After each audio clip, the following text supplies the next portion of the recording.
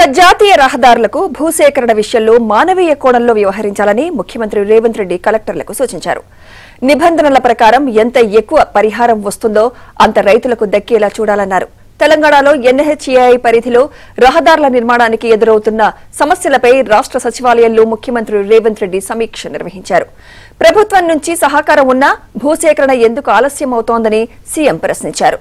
భూములకు ప్రభుత్వ రిజిస్ట్రేషన్ ధరలు తక్కువ ఉండడం, మార్కెట్ ధరలు ఎక్కువగా ఉండడంతో భూములు ఇచ్చేందుకు రైతులు ముందుకు రావడం లేదని కలెక్టర్లు తెలిపారు. దానిపై స్పందించిన ముఖ్యమంత్రి తరతరాలుగా వస్తున్న భూములను రైతులు శాశ్వతంగా కోల్పోతున్నారనే విషయాన్ని గుర్తించాలన్నారు. కలెక్టర్లు రైతులతో పిలిచి మాట్లాడి వారిని ఒప్పించాలని సూచించారు.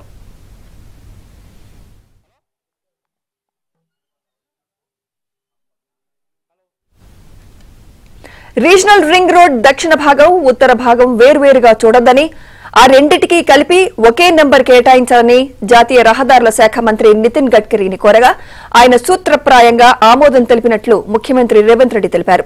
ఆ ప్రక్రియకు అవసరమైన చర్యలు తీసుకోవాలని అధికారులకు సూచించారు. ఈ విషయంలో రాష్ట్ర ప్రభుత్వం, కేంద్ర ప్రభుత్వం, ఎన్హెచ్ఏఐ మధ్య త్రైపాక్షిక ఒప్పందం కుదుర్చుకోవాల్సి ఉంటుందని అధికారులు చెప్పారు. వెంటనే దానిని పూర్తి చేయాలని ముఖ్యమంత్రి రేవంత్ రెడ్డి ఆదేశించారు. ఆర్ఆర్ఆర్ ఉత్తర భాగంలో భూసేకరణలో ఉన్న ఆటంకాలపై ముఖ్యమంత్రి రేవంత్ రెడ్డి ప్రశ్నించారు. అలైన్మెంట్ విషయంలో పొరపడి కొందరు రైతులు కోర్టును ఆశ్రయించారని, దాంతో హైకోర్టు స్టే ఇచ్చిందని యాదాద్రి భువనగిరి కలెక్టర్ హనుమంత్ కే జంగ్డే తెలిపారు. స్టే తొలగింపునకు వచ్చే శుక్రవారం నాటికి కౌంటర్ దాఖలు చేయాలని కలెక్టర్కు ముఖ్యమంత్రి సూచించారు.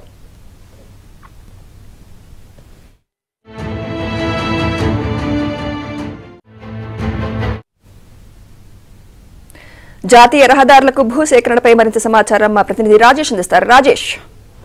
Good evening Sumitra. మొత్తానికి ఇవాళ మధ్యాహ్నం 12:30 గంటలకు ప్రారంభమైనటువంటి తెలంగాణ రాష్ట్ర ముఖ్యమంత్రి రేవంత్ రెడ్డి జాతీయ రహదారుల సమీక్ష సమావేశం కాసేపటి క్రితమే ముగిసింది. దాదాపు 5:30 గంటల పాటు సుదీర్ఘంగా సాగినటువంటి ఒక సమీక్ష సమావేశంలో జాతీయ రహదారుల సంస్థకు సంబంధించినటువంటి అధికారులు, అదేవిధంగా రాష్ట్ర ఆర్ఎండ్బి శాఖకు సంబంధించిన అధికారులు ఈ సమీక్ష సమావేశంలో పాల్గొన్నారు. దీంతో పాటుగా హైదరాబాద్తో పాటుగా మిగతా జిల్లాలను కలుపుతూ ఉన్నటువంటి జాతీయ రహదారులకు సంబంధించినటువంటి అంశంలో ఆయా జిల్లాల కలెక్టర్ల ద్వారా వీడియో కాన్ఫరెన్స్తో మాట్లాడి ముఖ్యమంత్రి రేవంత్ రెడ్డి సంబంధిత వివరాలన్నీ కూడా తెలుసుకున్నారు. దీంతో పాటుగా ఇప్పటికిప్పుడు రాష్ట్ర ప్రభుత్వం కనుక జాతీయ రహదారులను ఎక్స్టెన్షన్ చేసుకుంటూ వెళ్తే కొన్ని జిల్లాల్లో భూసేకరణ సమస్య అనేది అత్యంత ఇబ్బందికరంగా రాష్ట్ర ప్రభుత్వానికి మారింది.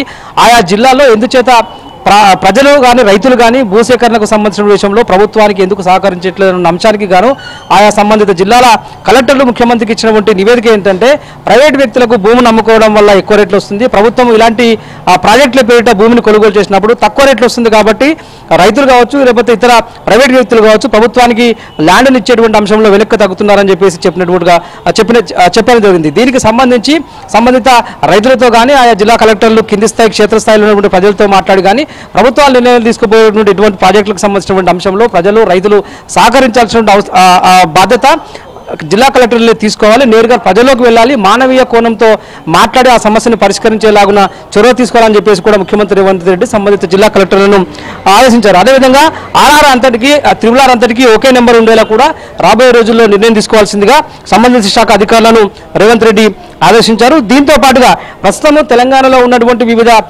రహదారులకు సంబంధించినటువంటి విషయంలో ఉన్నటువంటి ఇబ్బందులపైన కేంద్ర మంత్రి నితిన్ గడ్కరీని కోరి గతంలో గడిచిన వారం కిందట రిప్రజెంటేషన్ ఇచ్చినప్పుడు పూర్తి స్థాయిలో రాష్ట్ర ప్రభుత్వానికి సహకరించేటువంటి అంశాన్ని కూడా కేంద్ర ప్రభుత్వం తరఫున నితిన్ గడ్కరీ ఇచ్చిన విషయాన్ని కూడా ఈ సందర్భంగా ఇవాళ సమీక్షా సమావేశంలో రేవంత్ రెడ్డి సంబంధిత శాఖల అధికారులకు ఆయా జిల్లా కలెక్టర్లకు కూడా వివరించారు. దీంతో పాటుగా వివిధ జిల్లాల్లో ఉన్నటువంటి పూర్తి స్థాయిలో ఏదైతే ఆర్మూర్, జగిత్యాల, మంచిర్యాల, అదేవిధంగా విజయవాడ, నాగపూర్ కారిడార్ రహదారులకు సంబంధించినటువంటి విషయంలో కొన్ని అటవీ భూములు ఉన్నాయి. అక్కడ ఈ అటవీ భూములను అప్పగించేటువంటి అంశంలో కూడా సంబంధిత అటవీ శాఖ అధికారులను అడిగి కూడా వివరాలు తెలుసుకున్నటువంటి ముఖ్యమంత్రి రేవంత్ రెడ్డి కొన్ని చోట్ల రహదారులను ఎక్స్టెండ్ చేస్తూ వెళ్తున్నటువంటి సందర్భంలో విద్యుత్ సంస్థలతో కూడా కొన్ని ఇబ్బందికర పరిస్థితులు తలెత్తుతున్నాయి.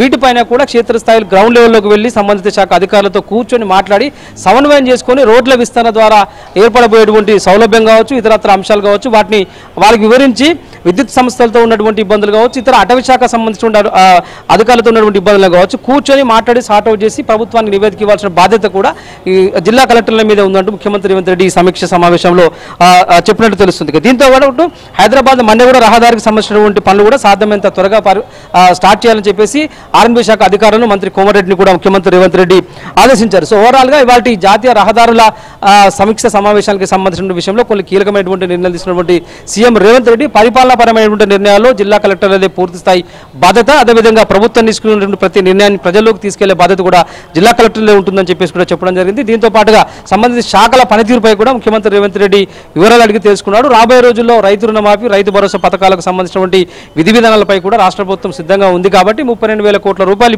ఇప్పుడు రాష్ట్ర ప్రభుత్వానికి అవసరం ఉన్నటువంటి నేపథ్యంలో ప్రభుత్వం ప్రస్తుతానికి 10,000 కోట్లు అరేంజ్ చేసింది. మిగతా నిధులను కూడా ఎఫ్ఆర్బిఎం పరిధికి లోబడి అడ్జస్ట్మెంట్ చేయడం కానీ, లేదంటే ఇతర ఆదాయ వనరులు సమకూర్చుకునేటువంటి ప్రత్యామ్నాయ పద్ధతులపై ఆధారపడడం కానీ, ఇతరత్ర అంశాల అన్నిటిపైన కూడా ఇవాళ సమీక్ష సమావేశంలో మౌఖికంగా చర్చ జరిగినట్టు తెలుస్తుంది. దీంతో పాటుగా రైతు భరోసాకు సంబంధించి రాష్ట్ర ప్రభుత్వం ఇప్పటికే ఒక కేబినెట్ సబ్ కమిటీ ఏర్పాటు చేసింది.